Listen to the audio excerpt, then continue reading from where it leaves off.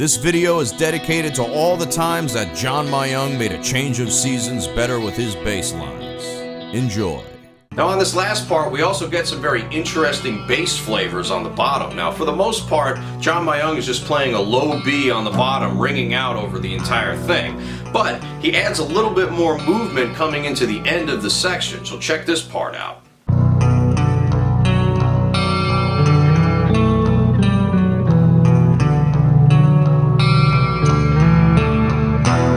It kind of muddies the waters by obfuscating the guitar part a little bit. It seems like it's almost one big guitar playing that whole thing. It was a little hard for me to hear what just the guitar was doing, separate from the bass. And when they're both together, forget it, it's even harder to hear. But it makes a really cool sound palette at the end of the day. That's pretty cool. And to get us out of the second half, the bass guitar actually comes in on the low octave of the riff the second time around. So it foreshadows the next part that we're going to be playing, giving it a little more oomph on the lower end. Check this out.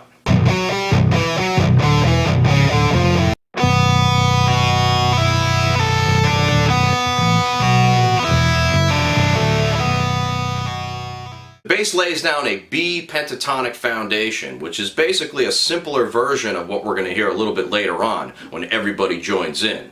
This is all pretty cool, but nothing is as cool as the way that John Myung handles this line. Check it out.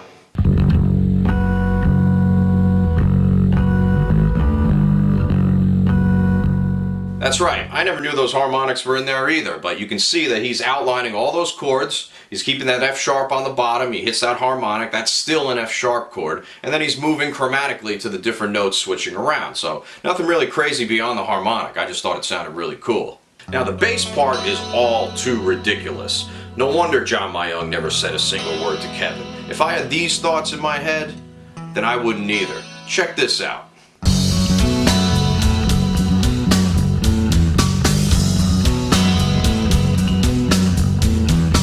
Sound familiar? Well, not quite yet. John Myung is foreshadowing a riff that the rest of the band is going to be playing later on, full blast, namely right after verse 2. But John Myung is playing it for the entirety of verse 2. This causes every single chord to be on top of a pedal F sharp all the way through the progression, adding just that little extra tension that I don't think we really need. We have enough tension after Kevin Moore left the band. Now John Myung is trying to create waves. Now who needs a bass guitar with a rhythm that tight, right? When you have the guitar and the drums playing something so sophisticated, you don't even need anything else. But John Myung's about to pop that bubble with this bass solo, so let's check that out.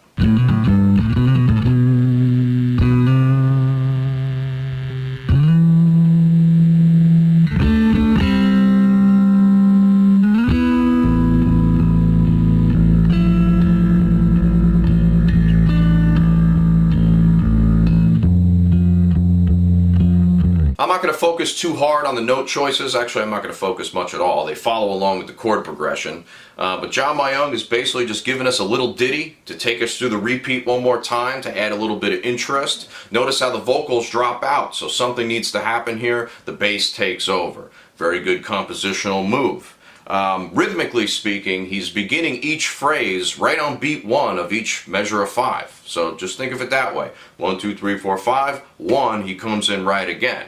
Out of the guitar solo, we hit a completely different section here with a quite manic John Petrucci with a very subdued John Myung. Check this out.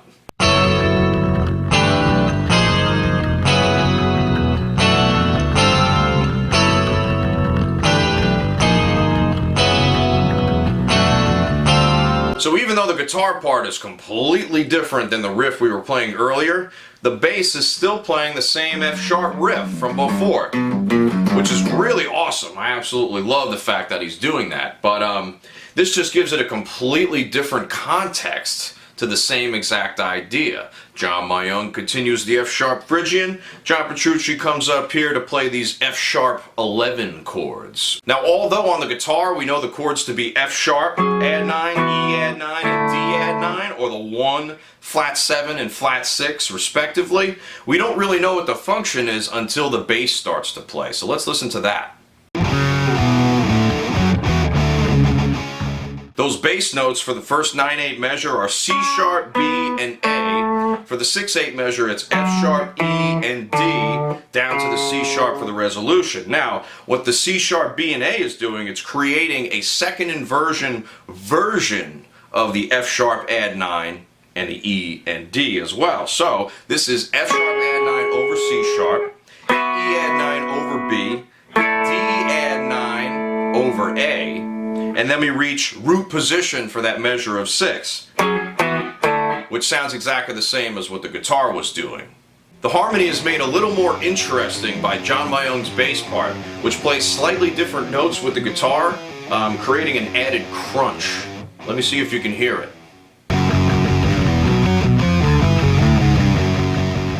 John Myung plays this, creating this motion between the guitar and the bass. That's pretty evil sounding. Sounds like I'm swallowing a bag of rocks. I've said that before. John Myung doesn't make our lives any easier with this analysis because, believe it or not, he is playing a different set of root notes than what we are doing, okay? He's moving around, we're staying on the C sharp the entire time. Check out what he's doing. Now that's only 4 chords for this section. I didn't realize we were analyzing a Ramones tune. But anyway, following that, John Myung makes things a little more complicated by playing another 3 chords for this little bass feature, which also features Mike Portnoy on the drums. Check this out. So we're moving from C sharp minor right into E minor for this bass part. And we're actually playing a parallel minor, believe it or not, because the relative major of C sharp minor is E major. And this is in the key of E minor. We're basically just moving down E, D, E, C, add 9. The third time around is where John Myung joins in on the fun with these really nice tasty harmonics surrounded by root notes.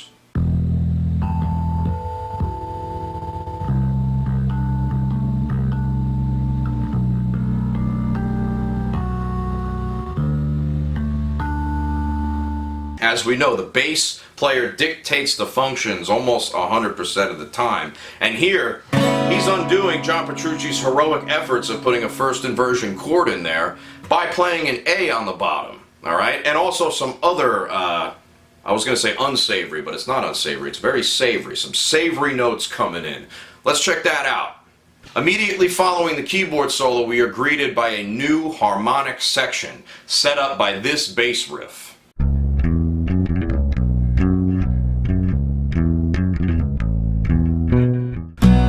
So basically the bass guitar is keeping the guitar in root position when it moves up to this. Ready? Right there. The bass is going down and the guitar is going up. The bass is staying on B for the first 2 chords. Now that's kind of cool. It's creating a little bit of tension between the parts. Let it play through again and listen. Ready?